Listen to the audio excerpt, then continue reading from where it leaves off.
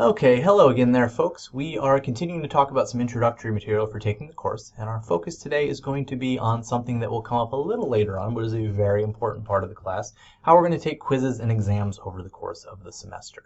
So here we are on our Blackboard homepage again, and we are going to go to our online classroom. We've already seen some of this stuff and some of it in the Blackboard video, but first, quizzes and exams are taken in different ways. The exams are taken in a way that's a little more intensive and controlled because we want the online testing environment to simulate a regular testing environment. Quizzes we're a little more open-ended about, as I'll talk about in a minute. So first, there's some material up here in using what's called the Respondus Lockdown Browser. That's a special browser that makes sure that you can't have things open on another screen, that you can't tab back and forth, and uses a webcam to make sure that your testing environment is a secure one, that you're not talking to other people, that you're who you say you are, all of that good stuff. So we have some guidelines on how to take the exams with the Respondus browser here. We also have a practice quiz, which you can take at any point. It is ungraded, but it simulates the entire process, all the steps you'll have to go through with that Respondus browser to use that browser and your webcam to take an exam. So it's a good way of practicing all that stuff in an ungraded, low-stress environment. First, what I'll say before I get into how to do this, you do not want to get very late in the session and not have checked this stuff and suddenly you have to scramble, something doesn't work. Check this stuff sooner than later, well before you expect to have to take an exam. So the other place that I'll send you to here is Module 0. We've talked about that as well, but today we're going to look in the Some Basics. There's a couple of places to get to the information. You can go to the Resources menu item here, or you can go over there and you can look for the Technical Resources, which will tell you what you need to do to take the course, but also to take the exams. So we have some basic requirements here, some stuff about Blackboard technical support. Here's what we're interested in looking in.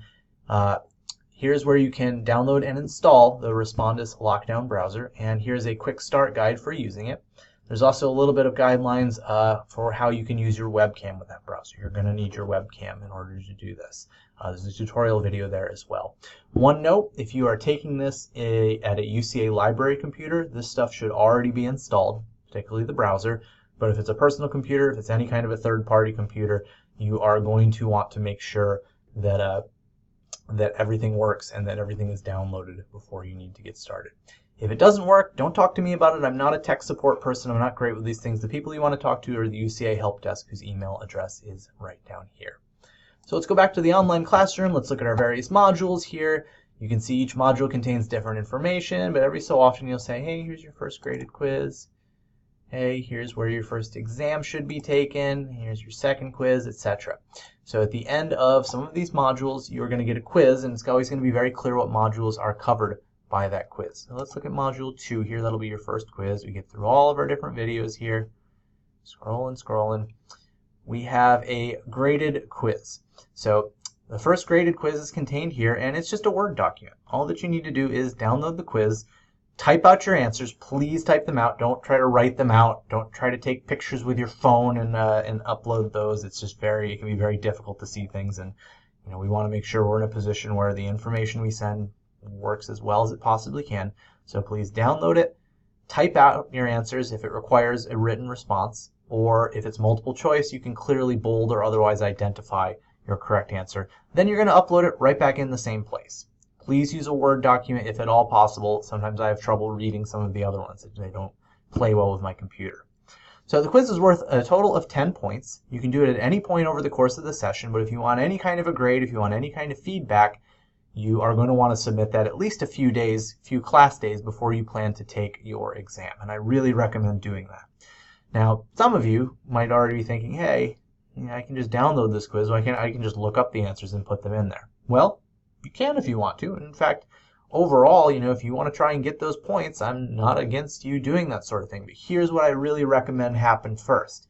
Take the quiz as you would an exam. These are designed to be like miniature exams that aren't worth nearly as many points. It's a lower stakes environment.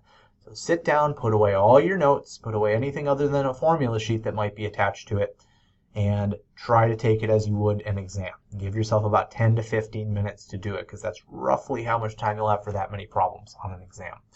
Then, if you want to go through there, look up what you did, double check your work, that sort of thing, and make those revisions before you upload, that's totally fine as well. So just make sure that you're completing those. Again, they aren't due until the end of the session. Everything is due at the end of the session, but you really, really want to make sure you're pacing yourself and that you're doing things far enough in advance that you can see if things are going wrong and if you are doing what you need to be doing with the material itself. So there are 5 of those quizzes. They come up every few modules, and again, that's just a very informal download the document, make your changes to it, save it, maybe with your name on it, then upload it in the same place. Pretty straightforward. The exams are, again, a little more intense. We can see here that exam 1 is for modules 1 through 4 and should be taken after completing module 4. It's not actually in that folder, though. Where you will find that is down here at the bottom in your exams folder. So we click on our exam. We can see there's some basic things here. There's study guides that you can download. It's a good idea to do that to guide your studying. That can kind of organize things. You can also ask me questions via discussion posts, via email, or again, if I'm available during those Skype office hours. And there's that student discussion forum that we've already talked about. Next is your formula sheet. It's highly recommended to use the study guide, the review sheet, but that formula sheet, you are going to need that to take the exam. I'm not interested in making anybody memorize any formulas. So the way that we do that is we take that formula sheet, you print off a copy, you have it with you for the exam. So that is one of the few things that you are allowed to have in your testing area. In fact, you're pretty much required to have it. So you can have that formula sheet printed off. You can use it as scratch paper or whatever if you need to, but that is part of what's going to help you get through our calculation-based problems.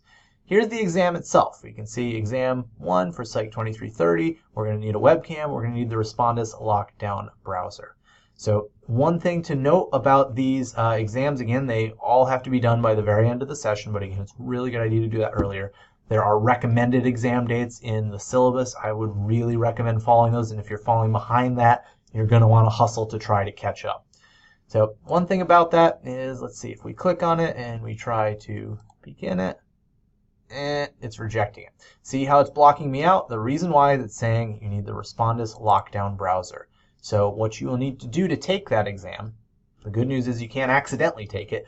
You need to open the Respondus lockdown browser, go back to our Blackboard page, log into Blackboard, go to the course page, etc., and then click that link here.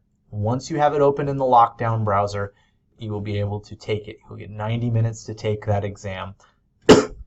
Excuse me. You have to do it all in one sitting. And this will go on the blooper reel. You have to do it all in one sitting, and you get, of course, one chance to take it, but that one chance can be whenever you feel the most comfortable. Ditto for exam 2, and it tells you what it covers here. It works the same way. We've got a formula sheet. We've got a study guide. Same thing for exam 3. Then notice we have material for our final exams, but you can't take the final exam yet because you can only take that the very last day of the session, the last day of the last week. So keep that in mind. That final exam will appear here when the time is right, but that's not going to happen until the very last day of the session.